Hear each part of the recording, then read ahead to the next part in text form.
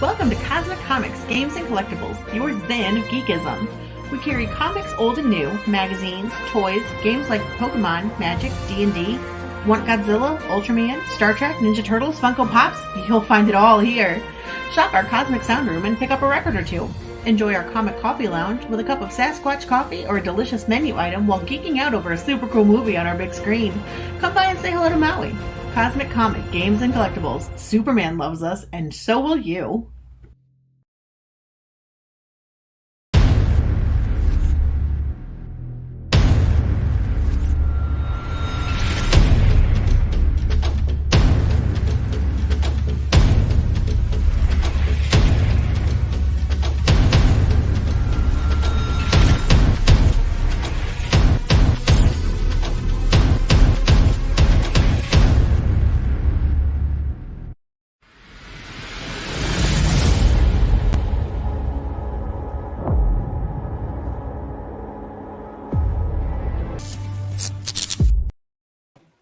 From Lassie to Rin Tin Tin, from Crypto to Bolt, people love a hero dog.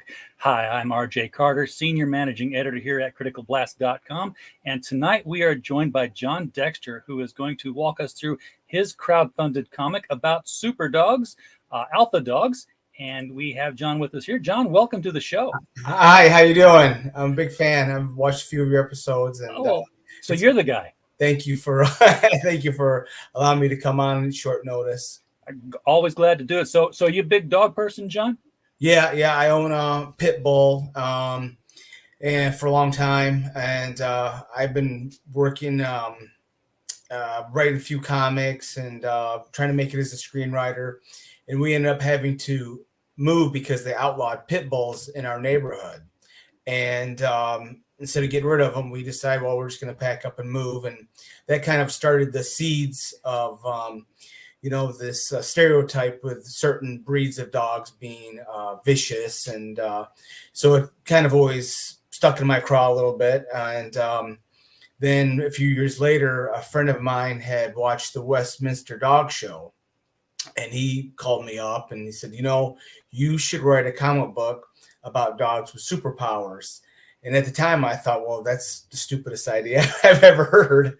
And then just the seed started growing and started percolating. And I came up with Alpha Dogs, about a pit bull who's quite large and has superpowers. His ability to heal.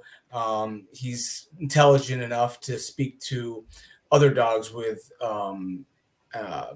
powers, and so it kind of just took off from there. And so I started a good year ago. I ran a Kickstarter on it back in April. I was able to get funded, and I want to try to fund the next issue. So I've always been a fan of Indiegogo anyway. So I started an Indiegogo campaign and looking to get some more funds so that I can raise some more money to do an issue 2. Yeah, well, you need a lot more money on this one. We have $1,000 flexible goal. Yeah, I'm hoping this is your first 30 days and that you've just kind of gone into.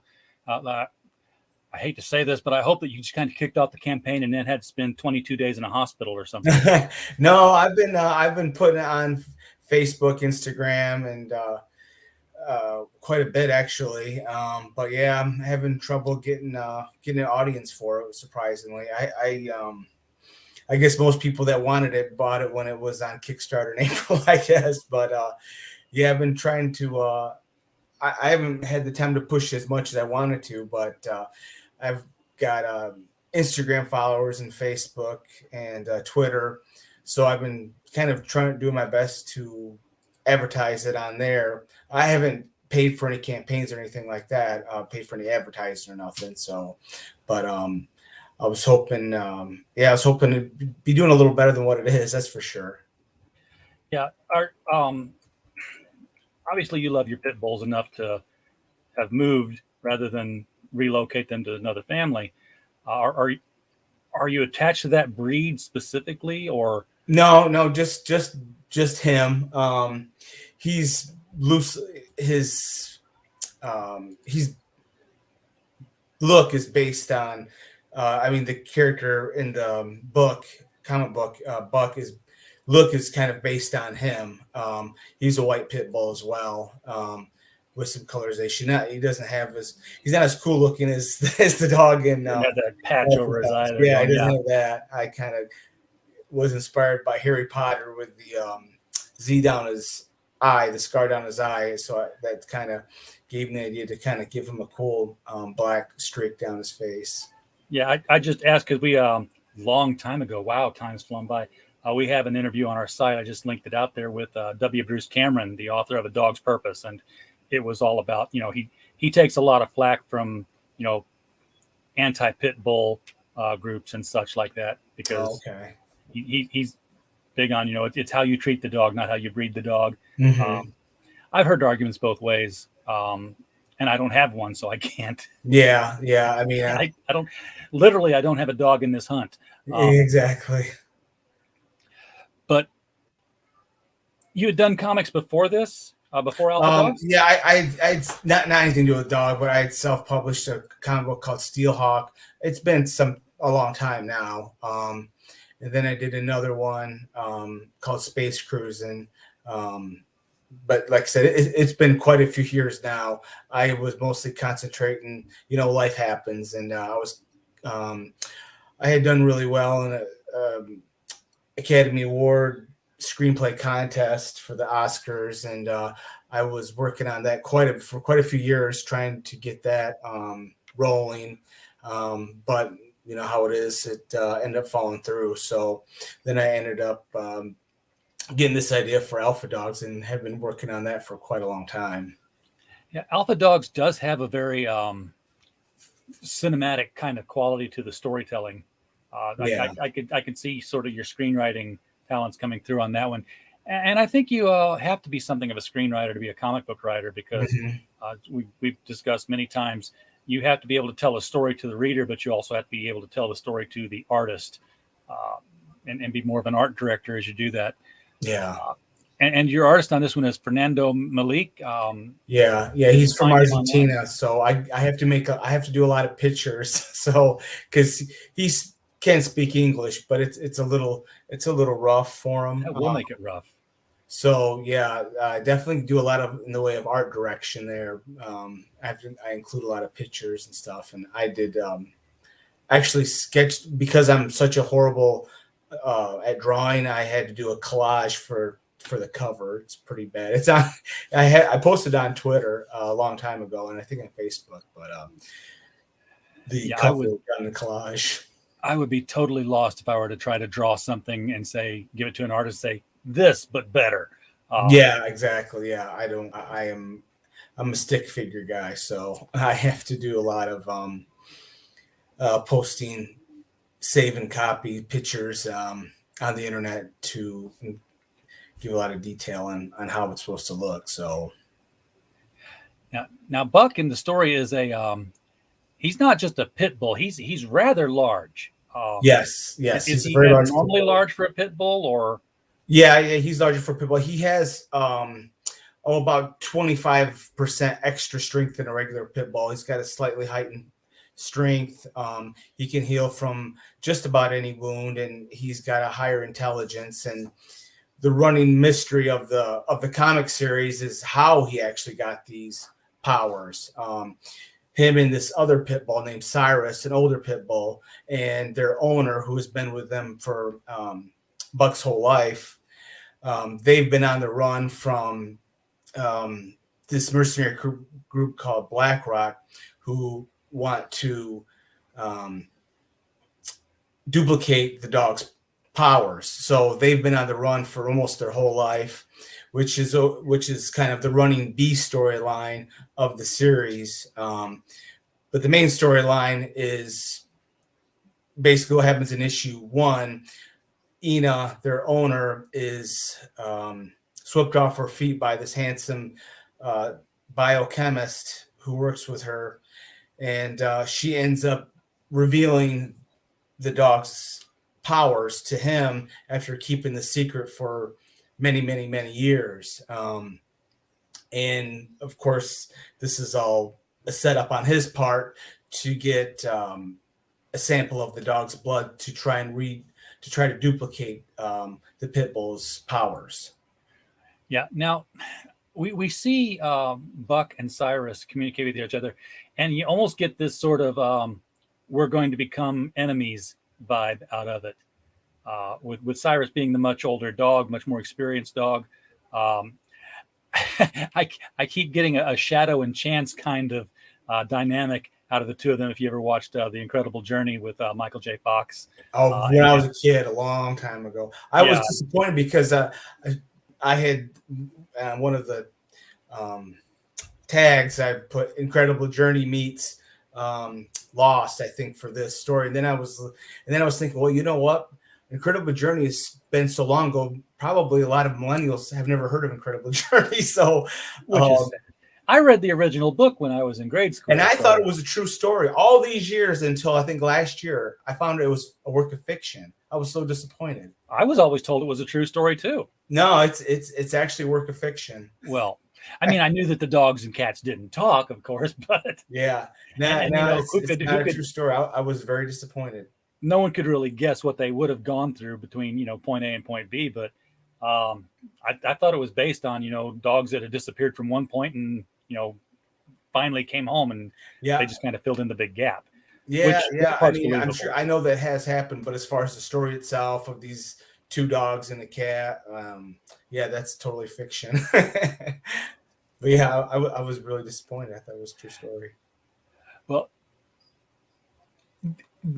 the reason I was talking specifically about Buck and Cyrus, though, is as the only two, and I think you've even mentioned they're the two with powers, is, when Buck's waking up, he's saying, where are the others? And I'm like, oh, there's more than just Cyrus. Yeah, that's all. That's the present, that scene. That's basically the hook.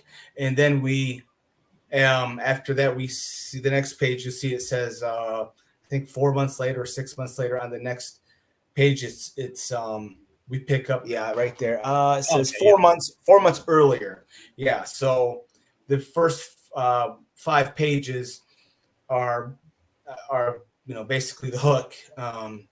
This dog's seemingly dead on the beach, and we see that he heals and he's intelligent enough, and we don't know who the others are, and we don't know who the monster is he's talking about, and it's revealed as issues go by. And he doesn't speak, but he does understand speech. Yeah, he basically can talk to other dogs in their own language, or whatever you want to call it. Sure. And he can understand humans for the most part. Can he read? Yeah, he can't talk to humans, so. Can he read? No, he's not that smart. But okay, there is a dog coming as the series goes on that actually can read. As the series goes along, we find out there's other dogs that are able to get powers too, as we go along. This opening image here from the 4 months earlier, when he's safe at home and the tragedies haven't started falling on him yet. Yeah. He's opening the door and letting this butterfly in, and the only thing I can think of is Rorschach and Watchmen, because I never thought about that, but there was the vicious dogs and the pretty butterfly. That was the dichotomy that was thrown out there. I never thought. That's actually my all-time favorite comic book. I never even thought about it. I didn't know if it was like a subliminal nod to it or something. No, it was just to show that he's the butterfly wants in, and he's a good, kind of your save the cat somewhat moment where we feel some and I have so much admiration, but he's a likable character. He lets the butterfly in because he wants in, and lands on his nose, and then the mean Cyrus starts complaining to him. But that underneath there is actually a picture of my pit bull. He's much smaller and not so tough looking as the other one, but yeah. Oh no, he does. He looks as heroic, but not as tough. Yeah. Yeah. So how now I've got the PDF for this, and I have read the whole thing. Did you? And I was left hanging. I wanted more story. So this was, I think, like a 22 pager because it went by pretty quick. Yeah, it was 22 pages. I added for the 24, I added a thank you page to people that were a certain tier on the Kickstarter page, and then on the last page there was a things to come at the very last page. I don't know if you noticed that, but yeah, very last page there's actually I should show you right here. I probably quit at the end of the actual story. Did, but yeah, here's things to come. It's the very last page, and this is Bucket when he's a puppy. There's Ina, and there's some bad guys, and it's a little teaser for future issues. So it's pretty cool. I always loved I don't know if you remember, but X-Men 1, when at the time the highest selling comic ever, Jim Lee did an awesome drawing. It said things to come, and it had all these villains of X-Men villains, and I always loved that. So I wanted to do my own version, a little different, obviously, but a little teaser of the future. I think Brad Meltzer did the same thing when he was writing Justice League. Okay. And he wrote so many teasers in advance, and he didn't get to write that long. Like, wait, these were actually pieces of really good stories. Where are they at? Yeah. But now I've gotten distracted. But you are going to go forward with issue 2 and issue 3 so far? Yeah, well, issue 2 for sure. It depends how it does on. Like I said, I'll go back to doing the Kickstarter again, and then hopefully do Indiegogo, and then see how we land. Try to get out there more comic books, get to some comic book conventions, but it's pretty tough because the comic book conventions have become more of a celebrity convention. Yeah. And you don't see a lot of people at the indie comic books section. So if you plop down your $500 and don't make that much money, I've tried it before with my other comic book, and didn't have. You gotta have more than one. Yeah. You gotta have more than one book to hang your hat on when you go. Exactly. Graphic Goose in the chat. Hello, sir. Welcome. Thank you for being here, man. Or madam, I actually don't know from Graphic Goose. So welcome, Graphic Goose. Period. I noticed when you had the bad guys on the thing to come here, the bad dogs, they were Dobermans. Which kind of harkens back to the Dobermans and German Shepherds from stuff like Up, where the villain dogs were always at. Like, why didn't anybody ever make villain dogs out of Pekingese? They just go straight for that Achilles tendon and then nibble you to death. Well, if I get a chance down the road, I'm gonna have a poodle be a bad dog. So yes. But Dobermans, I hated Dobermans because my across the street, he had a Doberman, and it always chased and tried to bite me. So I have always had a fear of Dobermans. So that's pretty much why I use the Dobermans. I think everybody does. Everyone's got a Doberman story. My ex-wife was bit by a Doberman when she was a child, and again, it starts building into that whole, hey, I was bitten by a pit bull kind of deal. And it's if people just take care of your dogs, don't let them bite people. Exactly. You wouldn't have I had to put a big fence in my yard so they wouldn't bark at people. So, yeah. Now, if you want security, they're the dog to get. They will take care of it. Yeah, nobody messes with my house because even though he's not that big, he's got that bark that scares the shit out of everybody. So, has since this was on Kickstarter before, and because the PDF is complete, has it gone to print and has it fulfilled to the Kickstarter people? Yep. Here's I saw you were holding one. Yep. This is the regular version. This was autographed. I didn't like how I autographed it, so I kept it. But yeah, this is the comic, and the art is amazing. He did a great job. Fernando was awesome, and the colorist is amazing.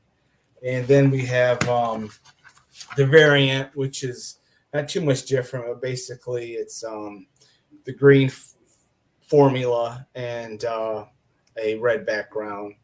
But we've got some, like I said, we'll try to get the better page. Yeah. So when the Kickstarter's over with, this is there's not gonna be any waiting here. You just gotta. When Indiegogo's over. Yeah. So anytime anybody buys on my Indiegogo, I ship it the next day. Oh, get out there, and I also am giving them this limited edition print, which is something in the future, but it's a beautiful print. Oh, that is. Yeah, Who did the print on that one? Who's the artist? it's the same, Fernando. Same guy. Okay. Yeah, I wanted a little bit kind of an action scene with a train as they're going on their journey to help humans, and so I offered that as one of the Trains are the way to travel. Yes, well, for dogs that are on the run, it is. and there's there's a whole romantic mystique about riding the rails from town to town. You almost get in the Incredible Hulk television series thing out of okay, go to the next town, have another adventure, and then hop the train and keep going down the tracks. Yeah, that music was so bittersweet at the end. Oh, I know. Of course, as a kid, I didn't appreciate it. As a kid, I tuned in to see the Hulk. I was so sad when oh God, the actor that played Bruce Banner, David Banner Bixby. On the show, Bill Bixby. I was so sad when he passed because I was such a huge fan of his. Yeah, I actually liked him. He did so many shows. He did my favorite Martian. He did the Courtship of Eddie's Father. I particularly liked him in The Magician because I saw The Magician as sort of a superhero character in its own right. I never heard of that. I remember him on the Apple Dumpling Gang, which I watched when I was a kid, and I was like, what's David Banner doing on that? he was a stage magician, and sort of like an Angela Lansbury kind of thing. There would always be a murder, and he would always be around. So and he would use stage magic to trick the criminals in the end. Huh? I've never heard of that. But was it short-lived series? It was short-lived. It's on DVD. It's actually in my Amazon cart for pick up later because these short-lived things, fewer discs, higher price. Yeah. Well, I just seen. I don't know why it came up. Do you remember Voyagers? Those two guys, and that only ran for 20 episodes, and I could have swore that was on for like years when I was a kid because I was such a big fan of it. Oh, you could watch the rerun. If you loved the show, you'd watch a rerun. It'd be like new all over again. Yeah, probably, but it'd probably be like really cheesy now. Oh yeah, probably. So you start off here with the PDF, which I've already got, and I've read that. So $5 for all our folks in the chat who have to have PDFs. It's here, it's done, and I would assume that you're mailing those out immediately upon receipt. Yeah. I send those out pretty quickly. Just a click. And then this is the regular version. And like I said, all the regular versions come with limited print. So there's no price difference between the regular version and the variant version. No. Except that the regular comes with the print. Oh, no, both of them come with a print. And I write that on the... Oh, you did? I just had expanded it. Okay. I was worried there. But no, I put the limited print in there with both of them. So they're both $10. Shipping can't be included in that, I guess. That's got to still be extra. No, the shipping I think I got it at $7. I think it's $7 or $8. It might be $8 for shipping, which is fair. I mean, I've shipped out a bunch of them, and that's about. It's more.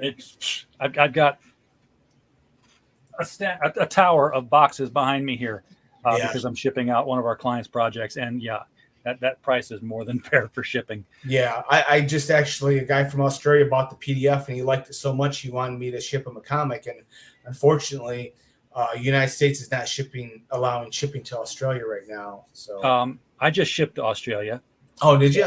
You can. I use Pirate Ship, and they will either use the post office or UPS, depending on which is cheaper.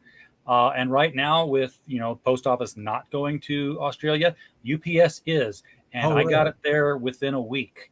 Wow. And it cost about $40, but it was sending a comic and a poster in a tube, a 12 by 18 poster rolled up in a short tube in a bag. So $40.40. Yeah, I'll see if he wants to spend $40 on shipping on a $10 comic. I ask him, but it was pretty. Yeah, especially when you're only sending one. I mean, ideal if you were sending like 10 or 20. I know. You just send them to one guy and like, hey, mail these out for me, and here's $1, to do it with. Yeah. You have a limited edition version of this. Is that a different cover? Is that the cover? No, it's just that I just put as a different cover. It's both the comics, the variant and the regular with the limited. Oh, I got it here. I misread limited edition when I saw this. So Oh. so $20 you get both copies and the print. Yeah. Perfect. And you have an artist, Lucas Urrutia? Yeah. Or question mark? Okay. No. And you can send in a photo of your dog. Any pet, but yeah. He's only he did a few of them for the Kickstarter, and there's one of them right there. I mean, he does a great job. I mean, you can't get much cheaper than having somebody color and do a drawing of your pet for $150 plus you get the comics. So I think it's a really good deal, and he does a great job. Yeah. Now, this brings up another question here, since it's can be any pet. And if this is venturing into spoiler territory, then just tell me no. But whatever impacted the dogs, are we going to run into other higher elevated consciousness animals because of this experimentation? No. No. We kind of run afoul of the title if you did. Yeah, no, it's all dogs. And not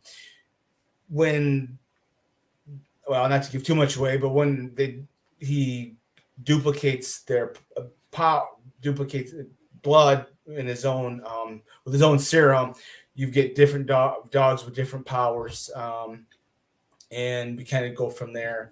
And there's so there are different power sets, because it would seem like strong and smart is pretty good, but what else do you exhibit? Well, the Doberman can run extremely fast, and he got speed. Yeah, and then one can turn invisible. One dog can. Another dog can leap really, really far. Another one is highly intelligent. Well, college level intelligent. I don't want to get too crazy, but yeah. So yeah, they all display their own, because he is the antagonist, who's the scientist, biochemist. He uses a formula that is actually a real formula. It's called CAR T therapy. And what it is, it's for cancer patients. What they do is they take it's the new cutting edge technology that they're only doing in a few huge hospitals, but they take your blood cells out, the healthy ones, and they basically weaponize them. They re-inject them into you, and they seek out and kill the cancer cells. It's a $500,000 treatment. So You better have good insurance. Unfortunately, I know this the hard way.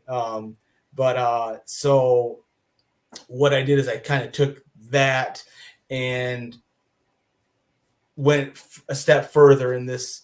The antagonist is kind of doing the next level of this, where they seek out and multiply. Well, he uses the dog's blood instead of the cancer patient's blood, Buck, and is able to create this formula that works in just a few select dogs. So you're doing science fiction based on real science, not based on correct fantasy disguised as technology kind of thing. Correct.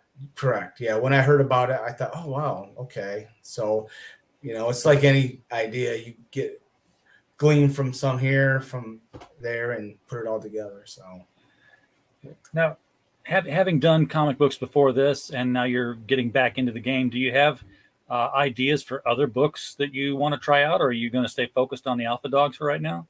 No, I'm just going to stay focused on Alpha Dogs. Because it was my first Kickstarter too, and so I had to kind of try to build a tribe, and so I offered first 6 pages for free, so I get a mailing list going. And I have a job where I work 60 hours a week, so trying to balance that plus run a Kickstarter by myself, I didn't have a lot of friends at my job site because I was sitting in my truck for hours on end trying to do this Kickstarter. So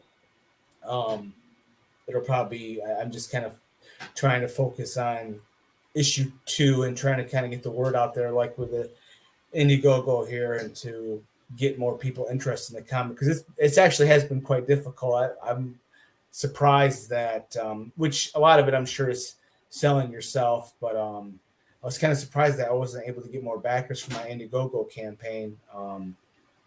But yeah, I mean, you got over 100 on Kickstarter, which is really good for a first time out. yeah. But you would think that you might be able to at least come close to duplicating that on Indiegogo, but they're different markets I've found. But aside from the fact that you've got the people who have absolutely zealous political, almost religious choices between Kickstarter and Indiegogo. I know. It's like it's a comic book, dude. I know, but and then you've got the whole, certain books just do well on one platform or another. The good girl, bad girl comics on Kickstarter just take off, and for whatever reason don't on Indiegogo. And on Indiegogo, the 90s genre superhero stuff takes over, and it doesn't do well on Kickstarter. Yeah. So, yeah, I guess it's just your audience. I don't know. And then you're Tim Lim with Common America, and you just go make $1 million on each of them at the same time. And yeah. Defy the whole that'd be process. Nice. Now, assuming that you do get, full funding for every issue that you want to do, how long is this story? If you were to say, yes, it's all going to happen, and it's all going to happen in X number of issues. Well, I had written 300-page synopsis of the series. So that's a novel for a synopsis. Yeah. So I mean, it would be about 100 issues to finish the whole thing at least. But the first storyline is about 12 issues. I've written 8 of them so far. So, and then of course you go back and rework a lot of stuff. But yeah, so if cross my fingers, everything works out and I'm able to get bigger and bigger, then it'd be just over 100 issues for the series. Do you get good page turnaround time with your artist? Not really. If you're putting one out a year, you're not going to make that whole run. I know. Right now he thinks he can do two to 3 pages because I'm actually getting started. I'm just about another week giving him pages for issue 2, and so he's thinking about 2, maybe 3 pages a week for the 24-page comic. So that's 10 weeks for a book. Possibly left. So yeah, three months worth of waiting. Yeah, that's not too bad. I mean, if you could just go straight to print afterward, but you can't. You've got another month of lettering and editing. So that's 3 books a year.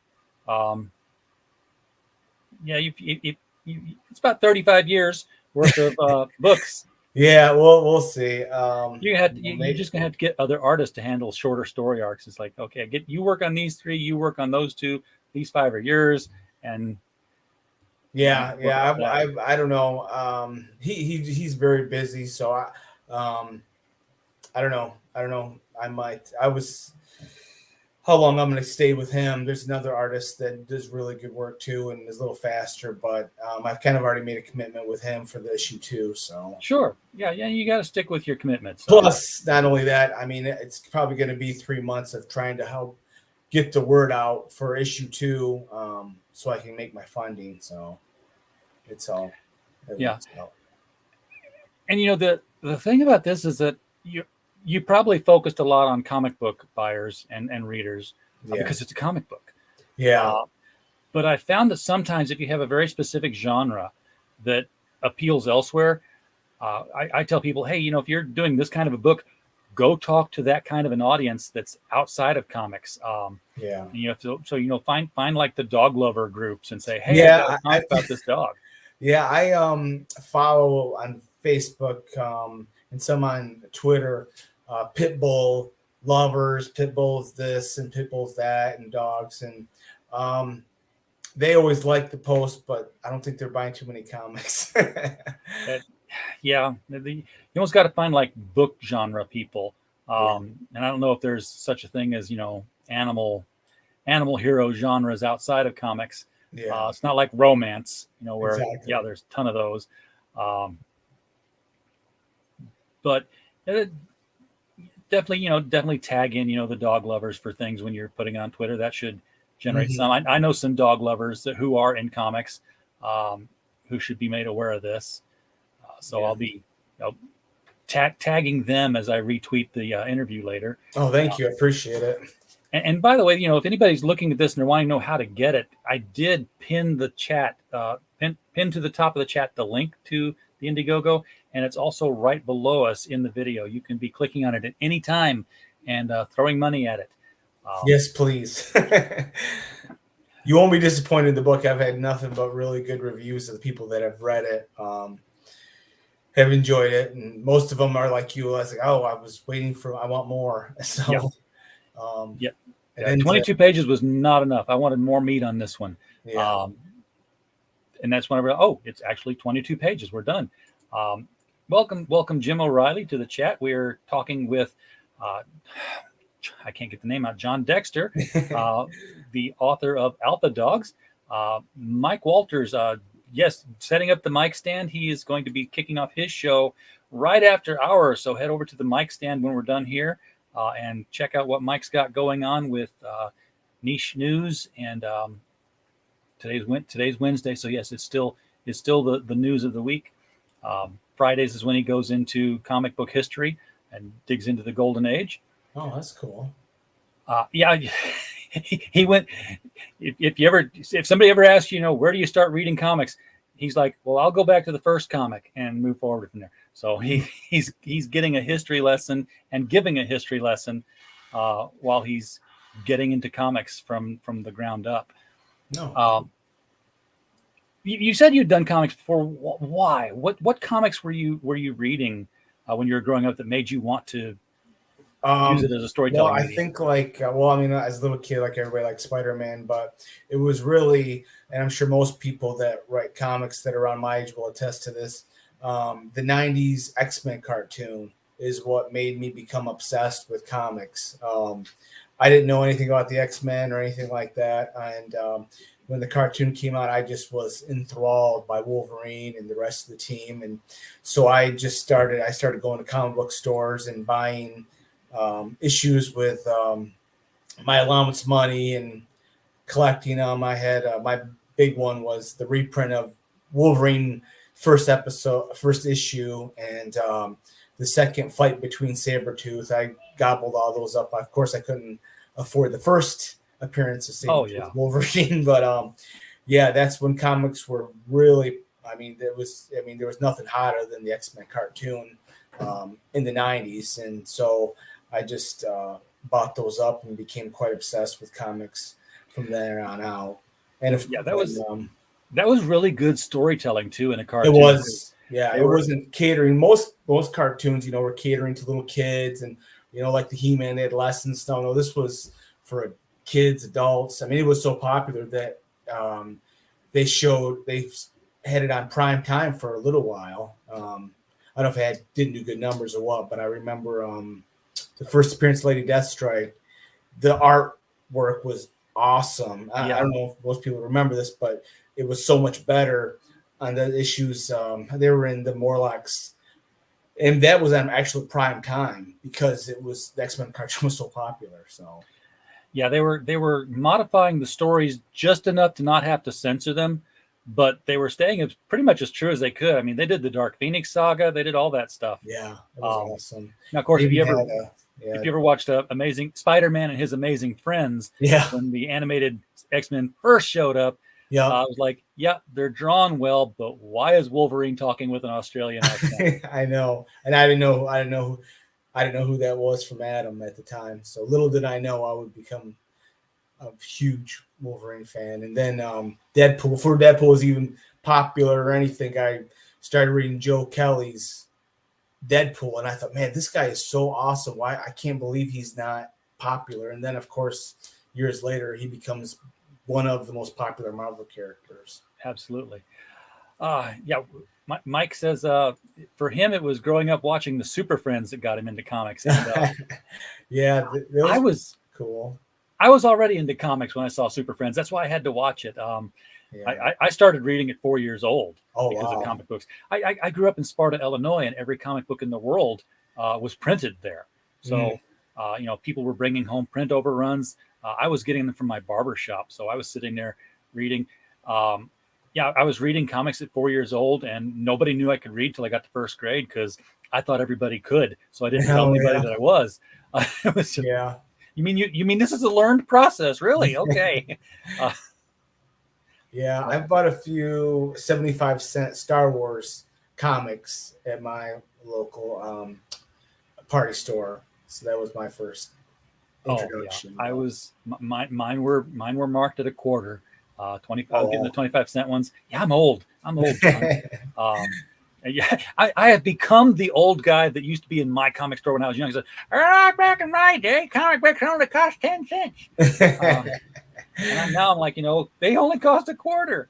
yeah, now I've, they're I've even insane. went out and found my first comic book and had to buy a copy of it. Wasn't great, but it was Superman 200 and I want to say 225 or 223, but it's Okay. this image of Superman. He's grabbing the U in his own logo and crushing it in his grip, and he's Oh, in cool. outer space, and his body is stretched all the way back to the Earth because there's a black hole that's been Oh, opened in the core, and it's just stretching him. It's like, save me or you'll be next. I'm like, how can I not read this? yeah, that's pretty good hook there. Absolutely. I miss that in comics. I miss, and you know what? The story was over in one issue. Um, Oh yeah, they wouldn't and think they then wouldn't the give next you issue, that you went to more. another story.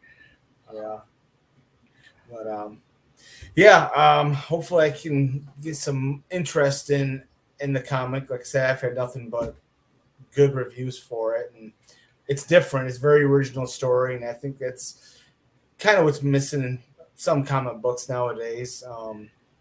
I think it's Yeah, it is original. I mean, there are elements of it that people can read and say, oh yeah, that's from this kind of a similar story or that kind of stuff. We yeah. Three comes to mind. I don't know if you read We Three, Not, but it was, oh yeah, I did the yeah, but superhero they were more comics. Yeah, yeah, yeah. cybernetic and all That that was so stuff. sad. That's such a sad comic. Yeah, it was. Um, but this is, just more. This is sort of like the Captain America story for dogs.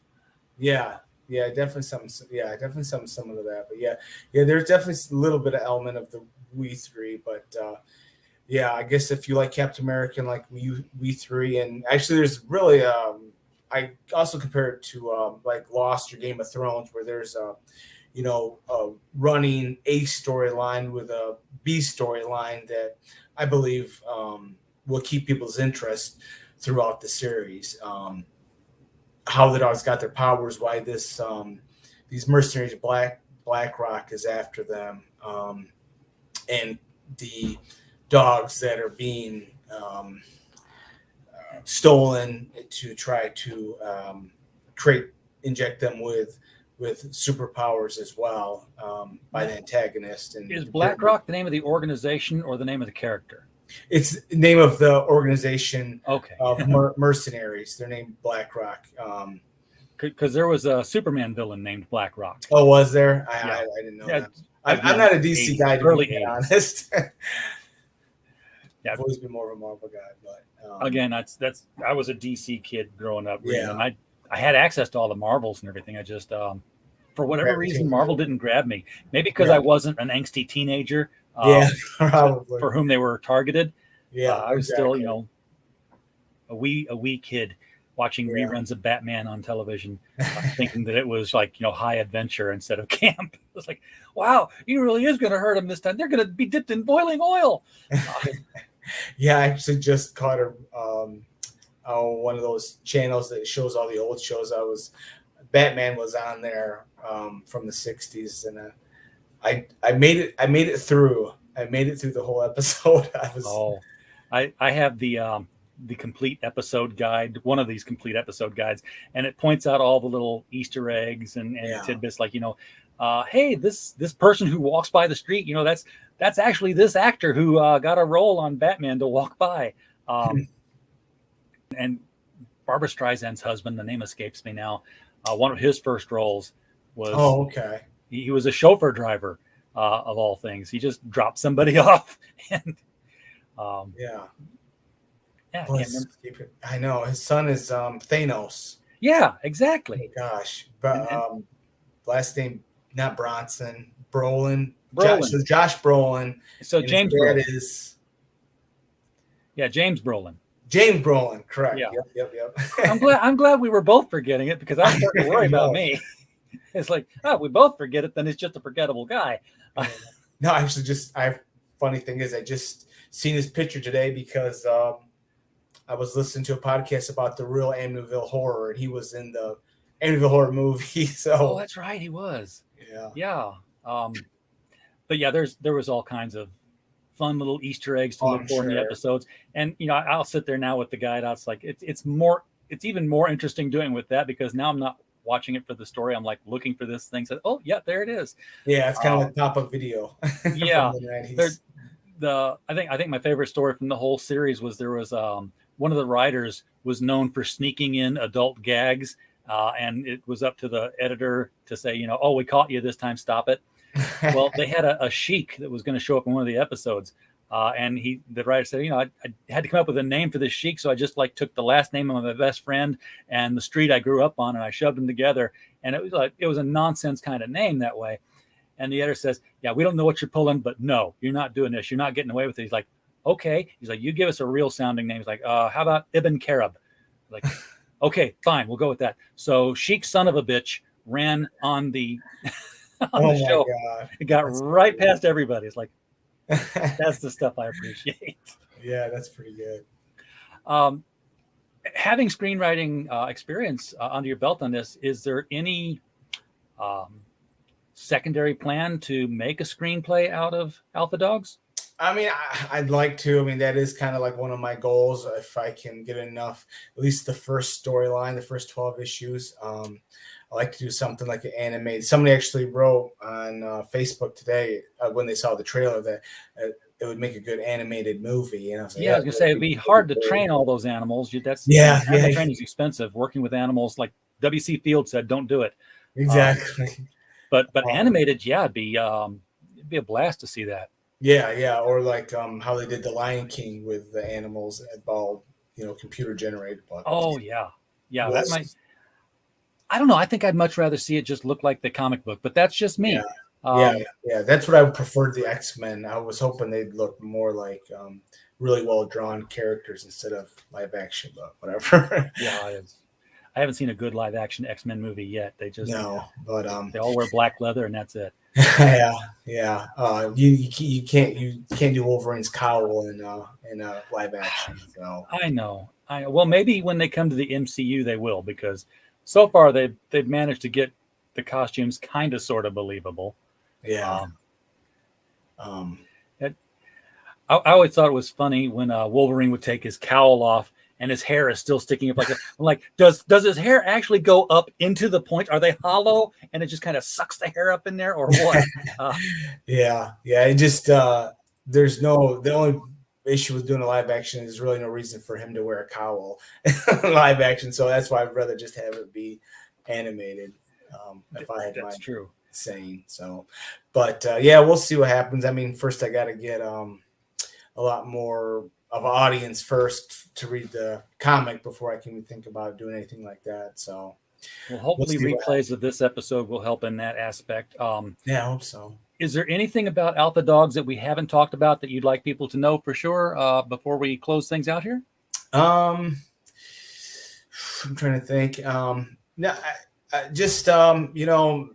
like I said, I've heard nothing but good reviews on it, and Alpha Dogs really is the main theme of the story is what happens when you neglect your animals, whether it be your animals or your loved ones, and that's kind of the moral of the story is the dog's owner, who they were inseparable for all these years, she gets swept off her feet by this new guy that comes into her life and kind of pushes her dog aside and mistreats it, ignores them, and it's kind of the consequences of doing that, not just with dogs but with your kids too. And the mother gets this new boyfriend and neglects her own kids, and it's kind of the fallout from that, and why you should love your dogs and not neglect them just because somebody new comes in your life. And that's kind of the one of the themes of the story. All right. Well, folks, definitely head over there to give this thing a look. The preview pages on this, the coloring, the art is it's absolutely gorgeous stuff. And if you love dogs, this is a story you're going to want to get into. Look, how can you say no to that? You just want that you can almost feel the wet nose through the screen. Yes, definitely. And he's agreeing with me, I hear. Yes, that's him. He just went outside. All right, well, John, thank you so much for bringing Alpha Dogs onto the show tonight. I appreciate it. I definitely encourage people to check this one out. I think it's going to be a good book. If just hopefully we'll get more traction with a second issue, and you'll just keep on going from there. As long as you're fulfilling, and you are, you shouldn't have any trouble continuing to get more backers with each issue. So with that, folks in the chat, thank you so much for showing up tonight. I won't ask you to like. If you don't like me, can't help it. But I will ask you to share. So if you share this stream out so that other people can see John's work and decide for themselves if they want to get in on it, that would be greatly appreciated. Also, click on the link below. Go out to Indiegogo, get onto Alpha Dogs, and add that one to your collection. And as always, while you're here, we just hope you had a blast. Good night.